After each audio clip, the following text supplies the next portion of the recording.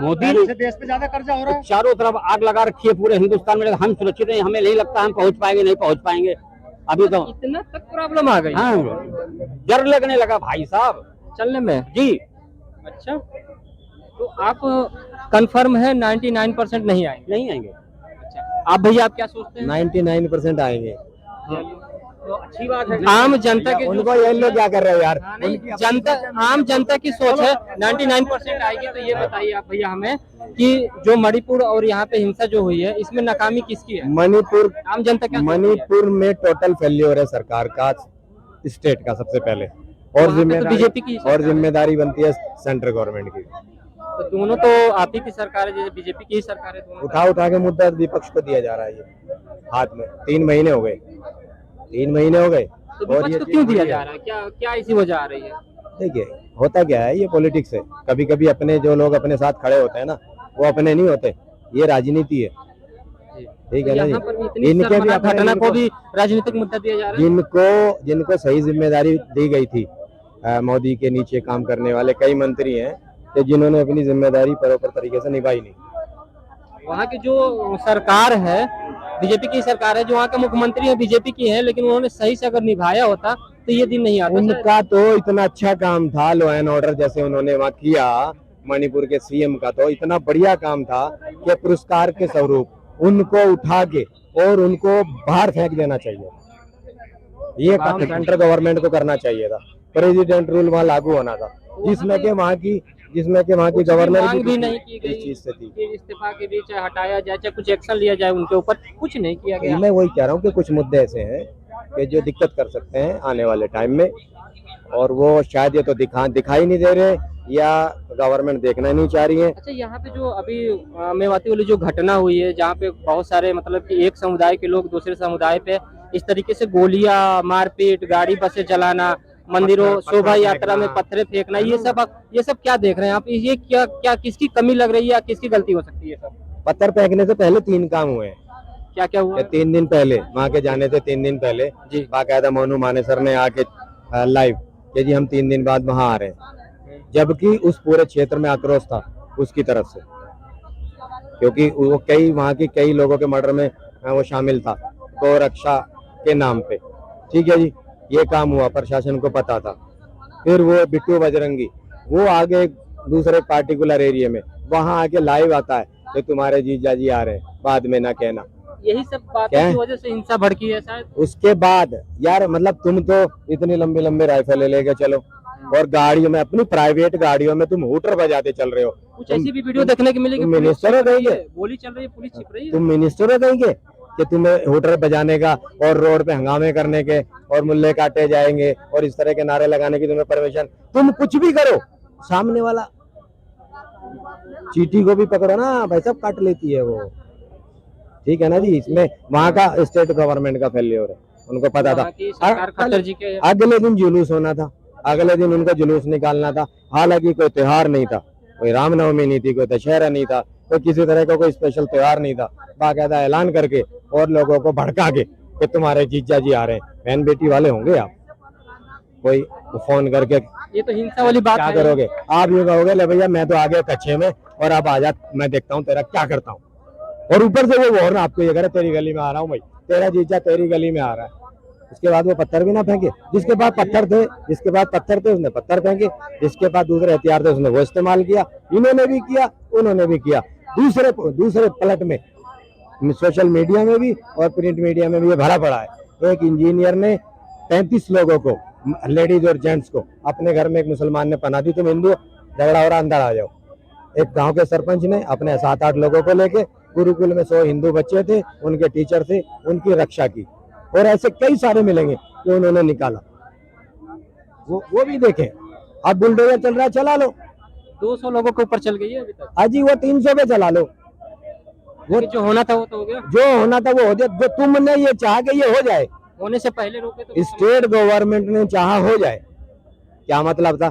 जब ये चीज जब इनपुट मिल चुका था कि हाँ भाई कल ये होने वाला है, एसपी आज रात को छुट्टी चले गए, क्या कहोगे आप? बदला भी हुआ वहाँ से एसपी। वो बाद में हुआ उस दिन, आज कल वो घटना होनी है, कल वो लोग आने हैं, आज शाम को एसपी छुट्टी पे चले गए, जिसके पास पूरे जिले के लॉ एंड ऑर्डर को संभालने की जिम्मेदारी होती है। जिम्मेदारी होती क्या कहोगे आप? एक अकेले मोदी जी पे ब्लेम क्यों? देखो सुनो, मेरे 5 बेटे पूरा हैं, सिस्टम। मेरे 5 बेटे हैं, मैंने सबको अलग अलग जिम्मेदारी दे रखी है। अब अगर कहीं किसी के देख रेख में कोई नुकसान हुआ है किसी की जिम्मेदारी में, तो पहले जिम्मेदारी उसकी है। अगर मैं उसकी क्लास नहीं लेता तो फिर मेरी जिम्मेदारी है। जैसे कि मैंने मणिपुर के बारे में कहा कि बड़ा जो है ना फॉल्ट रहा स्टेट गवर्नमेंट का, और फॉल्ट रहा है सेंट्रल गवर्नमेंट का भी, चाहे वो छोटे लेवल पे रहा हो, क्योंकि 3 महीने हो चुके हैं। बॉर्डर का स्टेट है वो, दूसरी कंट्री से लगता हुआ स्टेट है वो, आने वाले वक्त में बड़ा नुकसान हो सकता है। 2 दिन पहले चाइना ने युद्ध पोत दिया है उसको, वो उसको दोस्त बना के अपनी गोद में बिठा के कल को क्या नुकसान पहुंचवा सकता है। हम उस स्टेट को नुकसान नहीं पहुंचा सकते, हम उस स्टेट को अपने से खो नहीं सकते। हमें तो वो तो मजबूत करना है, बॉर्डर मजबूत करना है। और हाल ये हो रहा है कि 90 दिन से नेट बंद है। इतनी घटनाएं, चुनाव आते ही इतनी घटनाएं क्यों होना स्टार्ट हो जाता है? पहले भी जब चुनाव आते हैं तब ये घटनाएं देखने को मिलती हैं, अब भी क्यों देखने को मिल रहा है? क्योंकि 7-8 महीने चुनाव है, तो ये क्यों देखने को मिलने लग रहा है? देखिए, अपने अपने तरीके से आरोप लगा रहे हैं लोग। कुछ कह रहे हैं जी ये जो गवर्नमेंट बैठी है ये दंगे करवा रही है। जो एरिया का SHO भी ये नहीं चाहेगा मेरे एरिया में क्राइम हो जाए।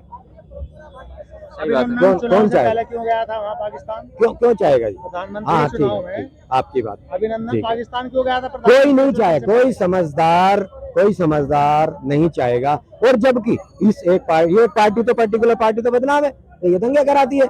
और इन्हीं के राज में अगर दंगे होंगे तो डबल बदनामी होगी। आप ये ना देखेंगे इनका नुकसान होगा, फायदा किसका होगा?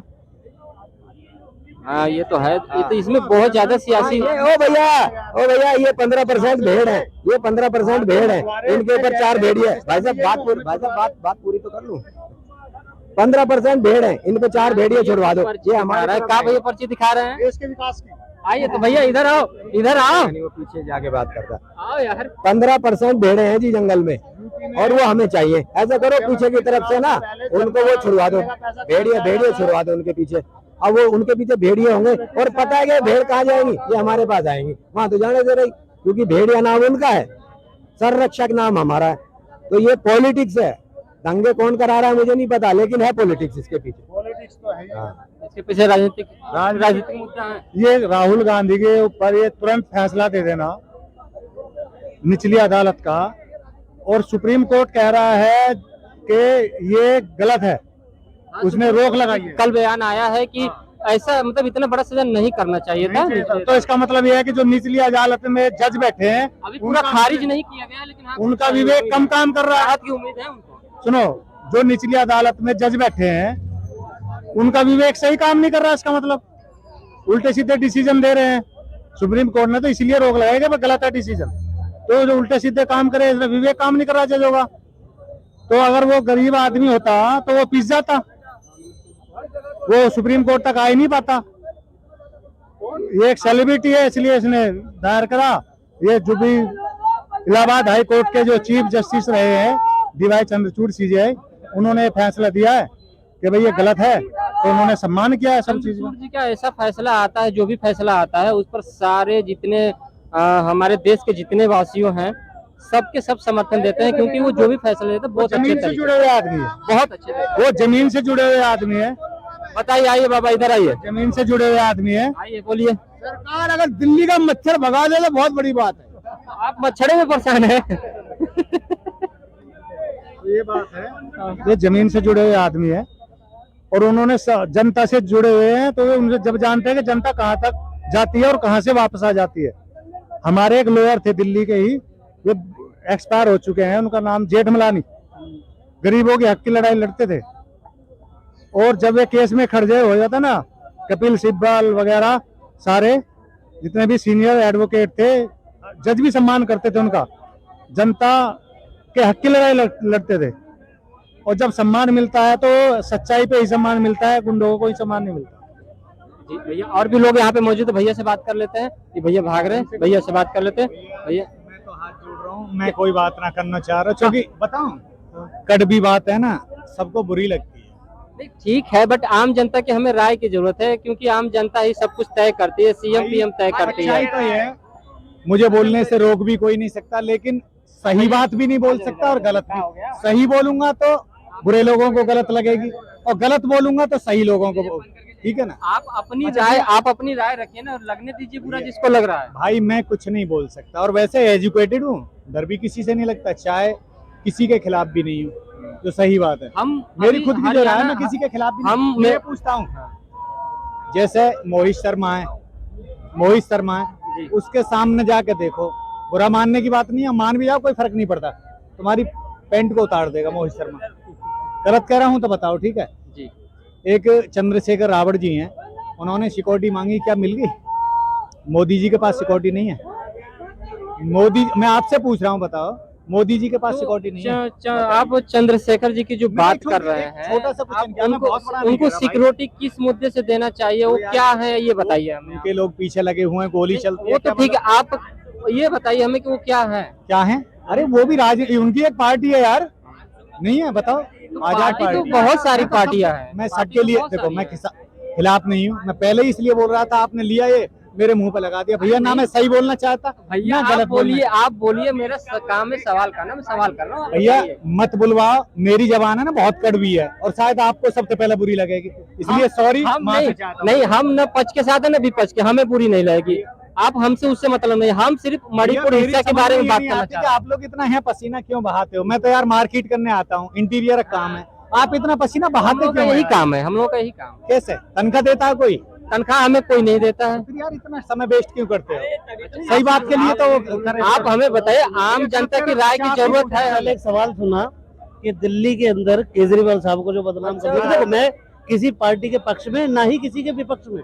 अभी किसी भाई ने मुझसे बोला कि दिल्ली को केजरीवाल साहब एक झीलों का शहर बनाने वाले थे। देखो पानी तो जब बरसात हुई है तो पानी तो भरा है। बहुत ज्यादा वीडियो वायरल हुआ। नोएडा क्यों नहीं दिखलाया गया? क्या पूरे नोएडा में पानी नहीं था? वीडियो बहुत ज्यादा वायरल हुआ था 16 झील वाला। तो दिल्ली का ही क्यों? और सही महीने में दिल्ली का सीएम है कौन? एलजी या केजरीवाल? जब तक आपको बना तो दिया पदवी पे, आपको पदवी पे बता तो दिया है, लेकिन आपके नीचे की जो जिप है वो लोग कर रखी है। कड़वा है बट सच, पर से लॉक है। कड़वा है बट सच है। कहते हैं अभी भाई साहब का एक सवाल था, ये तो चंद्रशेखर आजाद को सिक्योरिटी नहीं मिली। इतिहास उठा के देख लो यार, क्या हमेशा शोषण दलितों का ही होता हुआ है? बिल्कुल बिल्कुल। अगर वो दलित है तो सिक्योरिटी नहीं है। एक राज्य के मुख्यमंत्री के पास सब कुछ है।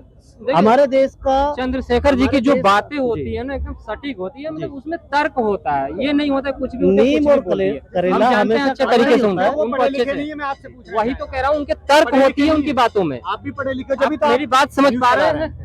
आप बात समझ रहे हैं? हाँ बिल्कुल। उनकी बातें जो वो बोलते हैं उसमें तर्क होती है, सटीक होती है, अच्छा लगता है। हाँ बिल्कुल, ये मैं बात बोल रहा हूँ। मेरे लिए तो आप भी अच्छे लगोगे, आपकी बात अच्छी है। उनकी रीजन होती है, और बहुत सारी ऐसी बयान होती है जिसका कोई मतलब नहीं होता।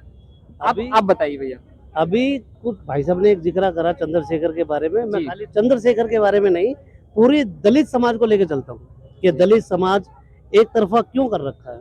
ब्राह्मण समाज एक तरफा नहीं है, वैश्य एक तरफा नहीं है, शूद्र ही अलग क्यों? तो मणिपुर के बारे में आप क्या कहना है? तो वहाँ किसका शोषण हो रहा है? इसलिए तो मैं पूछ रहा हूँ, वहाँ शोषण किसका हो रहा है? वही मेरा जनता से भी सवाल है, इस देश से भी सवाल है। इसकी नाकामी है। नाकामी